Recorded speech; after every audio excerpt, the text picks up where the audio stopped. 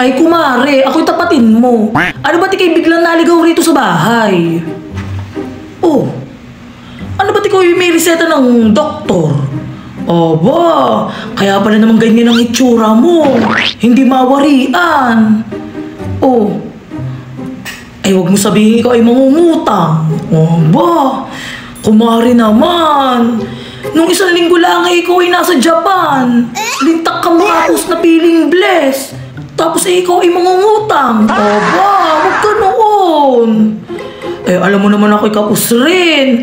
At saka, hindi naman sa ano kumare, pagka ikaw ay may kailangan, tsaka mo lang ako naaalala. Aba, wag ka noon.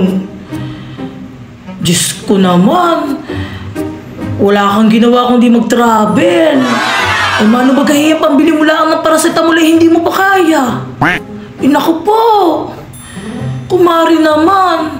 Sa susunuran eh, kung ikaw ay magpapasosyal, abi panindigan mo hanggang huli. Hindi yung bigla kang pupunta rin at lalapit kang ganyan eh.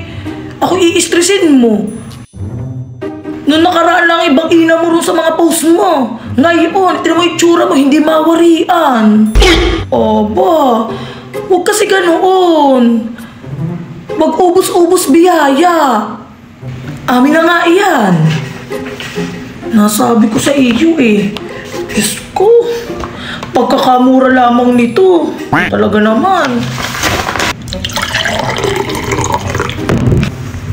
Oh. Oh, diba? Hindi ka magtitira sa gamot mo, pero pagka sa gala ay talagang sige-sige ka. Oh, ba, huwag ganoon. Hayaan na napapala mo. Travel pa more.